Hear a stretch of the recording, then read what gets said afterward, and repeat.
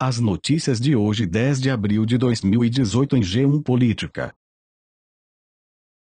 PF cumpre mandado de busca e apreensão em propriedade de Newton Cardoso e do filho. O deputado federal Newton Cardoso Júnior. Imóvel fica na região norte de Minas Gerais. Polícia Federal não divulgou o motivo da ação porque o processo corre em segredo de justiça. O ex-governador de MG, Newton Cardoso, PMDB, é investigado em inquérito do STF. Pedro Ângelo G1. A Polícia Federal, PF, cumpriu nesta terça-feira, 10, em Grão-Mogol, na região norte de Minas Gerais, mandado de busca e apreensão em propriedade do ex-governador do estado, Newton Cardoso, PMDB, e do filho dele, o deputado federal Newton Cardoso Júnior, PMDB. A ordem foi expedida pelo ministro do Supremo Tribunal Federal, STF, Dias Toffoli. De acordo com a PF do Distrito Federal, que coordenou a ação, o motivo não foi divulgado porque o processo corre em segredo de justiça.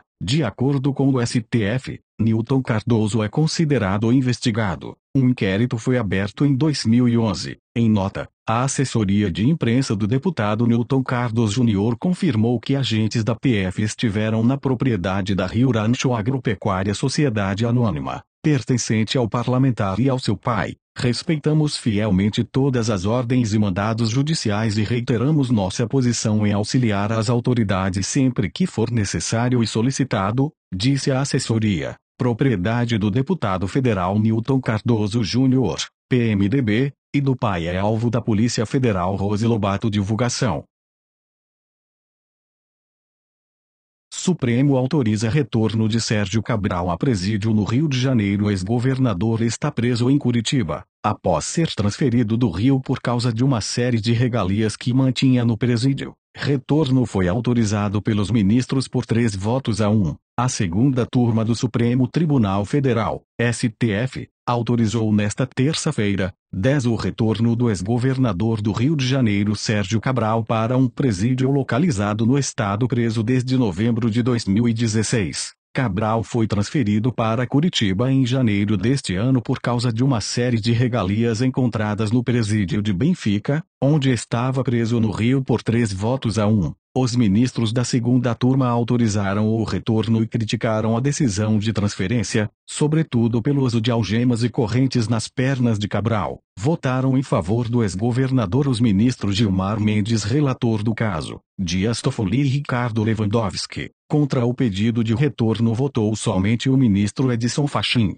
Celso de Mello não participou da sessão pouco antes. Os ministros também referendaram a decisão do ano passado de Gilmar Mendes, que suspendeu a transferência de Cabral para um presídio federal de segurança máxima em Campo Grande, MS. Na época, Cabral fez comentários sobre a atividade empresarial da família do juiz Marcelo Bretas, responsável pelos processos da Lava Jato no Rio. Durante uma audiência no julgamento desta terça, o relator das ações, ministro Gilmar Mendes, apontou que a defesa não teve oportunidade de se manifestar sobre as mudanças de presídio. Também atacou o uso de algemas na transferência para Curitiba e propôs uma investigação sobre o juiz Sérgio Moro e Carolina Vieira Figueiredo, do Rio, que determinaram a transferência. A transferência para o Paraná não faz sentido processual. O endereço da instrução processual demanda a permanência do paciente no Rio de Janeiro, onde responde a ações penais em fase de instrução. Entendo que a transferência não atende aos interesses do processo, afirmou o ministro Cabral, e foi para Curitiba depois que o Ministério Público encontrou diversos mimos no presídio do Rio, como videoteca, academia, quitutes, camas utilizadas na Rio 2016, livre circulação, com a proteção de agentes penitenciários, além de visitas fora do horário permitido, do filho Marco Antônio Cabral e outros deputados. Na tribuna do STF, o advogado de Cabral, Rodrigo Roca Pires, disse que Cabral é alérgico a camarão e que seu filho visitou na condição de advogado. O paciente é alérgico a camarão e o filho dele é advogado. O paciente toma remédio diariamente, autorizado pela autoridade local, e não pode ingerir qualquer fruto do mar. O filho dele poderia visitar o pai como advogado, mas não pude provar porque a defesa só soube da decisão quando foi materializada. Tudo às pressas, afirmou. PEN pede a ministro para adiar a análise do pedido de liminar sobre prisão após segunda instância. Advogado do partido disse que vai pedir ao ministro Marco Aurélio Melo, do Supremo Tribunal Federal, acesso ao processo por pelo menos 7 dias. O Partido Ecológico Nacional, PEN, pediu nesta terça-feira, 10, ao ministro Marco Aurélio Melo para suspender o andamento de uma ação que pode rediscutir a permissão para prisão após segunda instância no Supremo Tribunal Federal, STF. Em petição protocolada à tarde, a legenda desconstituiu o advogado Antônio Carlos de Almeida Castro, o Cacai, como representante junto ao STF na ação e apresentou novos advogados ao G1. O novo advogado, Paulo Fernando Melo da Costa, disse que vai pedir a Marco Aurélio Melo acesso ao processo por pelo menos 7 dias. Vamos pedir para adiar o julgamento. É direito do advogado, afirmou. O partido manifestou intenção de recuar de um pedido de liminar, decisão provisória para impedir a prisão após condenação em segunda instância. Relator da ação, o ministro Marco Aurélio Melo disse que nesta quarta-feira, 11, levaria o pedido para julgamento no plenário. Juristas consultados pelo G1 disseram que numa ação do tipo, ação declaratória de constitucionalidade, ADC, não é possível desistir do pedido liminar. Além do PEN, outras entidades apoiaram a liminar na condição de amicus curiae, amigas da Corte. Uma delas, o Instituto de Garantias Penais, IGP, também representada por Cacai, reiterou o pedido feito pelo PEN contra a prisão após segunda instância, como amicus curiae. Porém, essas entidades podem opinar no caso, mas não fazer pedidos na ação.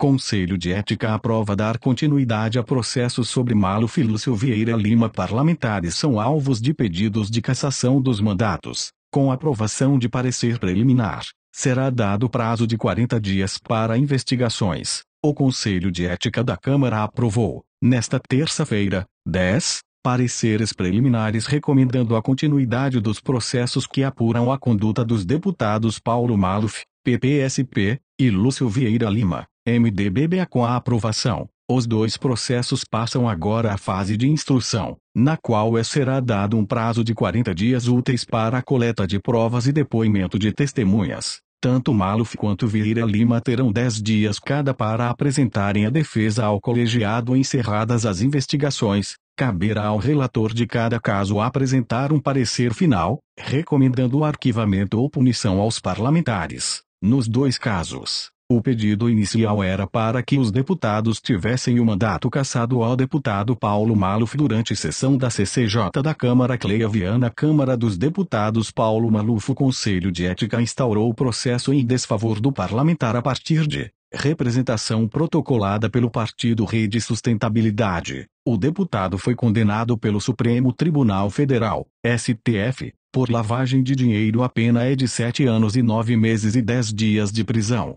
Para a Rede, a condenação é fato grave e está configurada a quebra de decoro parlamentar. Por isso o partido pediu, na representação, a cassação do mandato parlamentar. No documento que recomendou o prosseguimento do processo, o relator do caso, deputado João Marcelo Souza, MDBMA, declarou que há existência de veementes indícios de autoria e materialidade de atos delituosos na conduta de Maluf, mesmo cometidos antes do exercício do mandato. Os atos delituosos podem, em tese, ensejar a quebra de decoro parlamentar, disse o relator no parecer, aprovado pelo Conselho por 10 votos a favor e nenhum contrário. O deputado Lúcio Vieira Lima, PMDBBA, Lúcio Bernardo Jr. Câmara dos Deputados. Lúcio Vieira Lima. A representação do PSOL e da Rede no Conselho de Ética pediu a cassação do mandato de Vieira Lima, denunciado pela Procuradoria-Geral da República ao STF por lavagem de dinheiro e associação criminosa. As investigações da Polícia Federal atribuem ao deputado e ao irmão, o ex-ministro Gedel Vieira Lima, a propriedade de um apartamento em Salvador,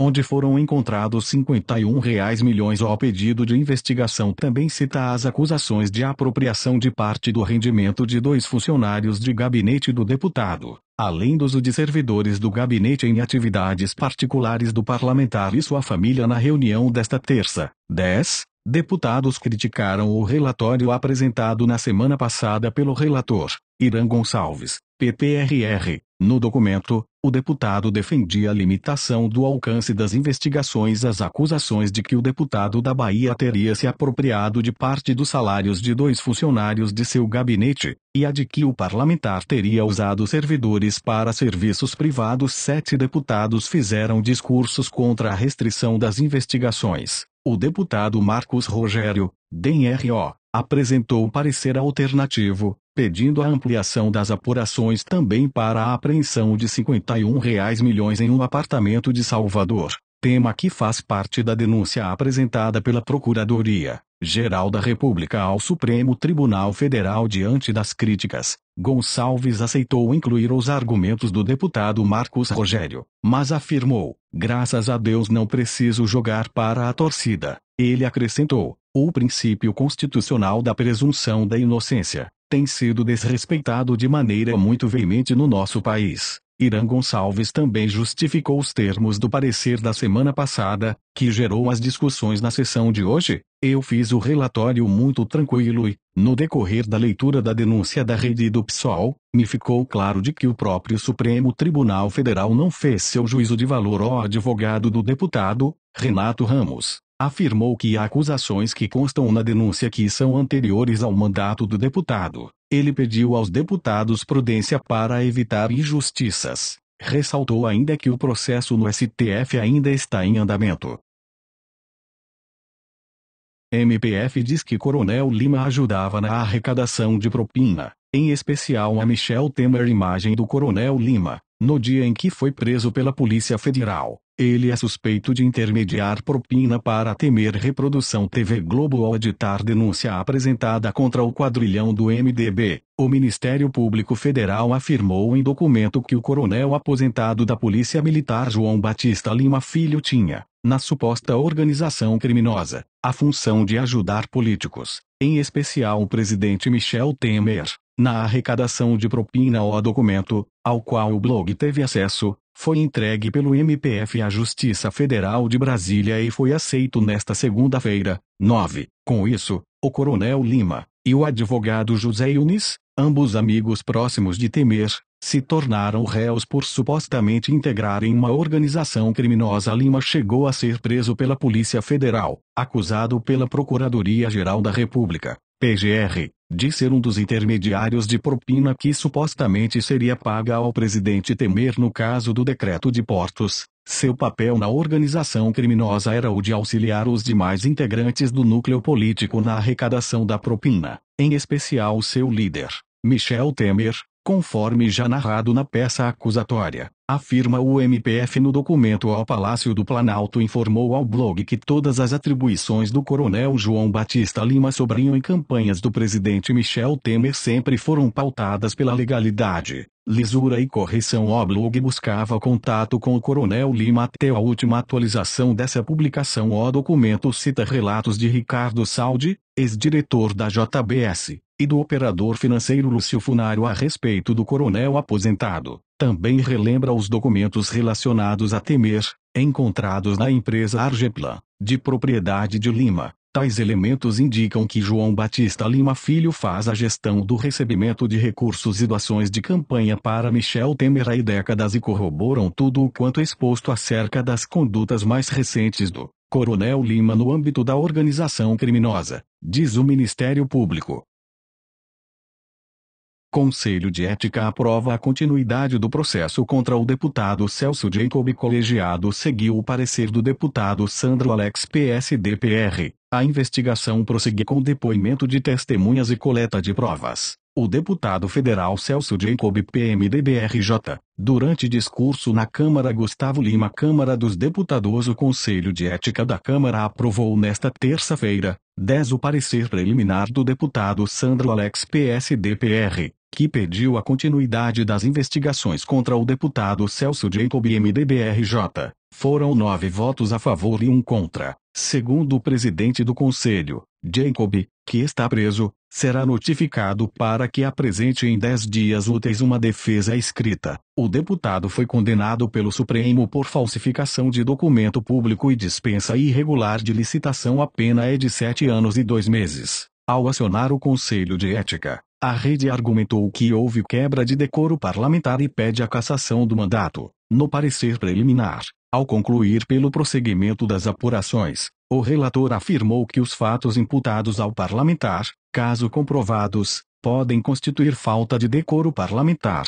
Sandro Alex também argumentou que o fato de o deputado estar preso já é justa causa para o prosseguimento do processo. É público e notório o fato de que o deputado Celso Jacob se encontra privado de liberdade em decorrência de sentença penal proferida pela primeira turma do Supremo Tribunal Federal. O advogado de Jacob, Danilo Bonfim, afirmou que o fato de o Conselho ter votado pelo prosseguimento do processo não significado que o deputado tenha cometido alguma irregularidade. A admissibilidade inicial da representação não significa dizer que o deputado Celso Jacob cometeu um ato atentatório ao decoro parlamentar. Pelo contrário, agora que o processo iniciou e certamente, no mérito, ficará comprovado que o deputado jamais, enquanto parlamentar, praticou qualquer ato em desacordo com o decoro, afirmou o advogado. Próximos passos. Agora será aberto um prazo de 40 dias úteis para a coleta de provas e depoimento de testemunhas. Encerrada esta etapa, o relator vai entregar o parecer final, que pode recomendar o arquivamento, ou uma punição ao deputado. O Código de Ética prevê de advertência à cassação do mandato. Dependendo da falta cometida, o parecer será votado pelo colegiado e, se for a favor de uma punição, seguirá para o plenário da Câmara.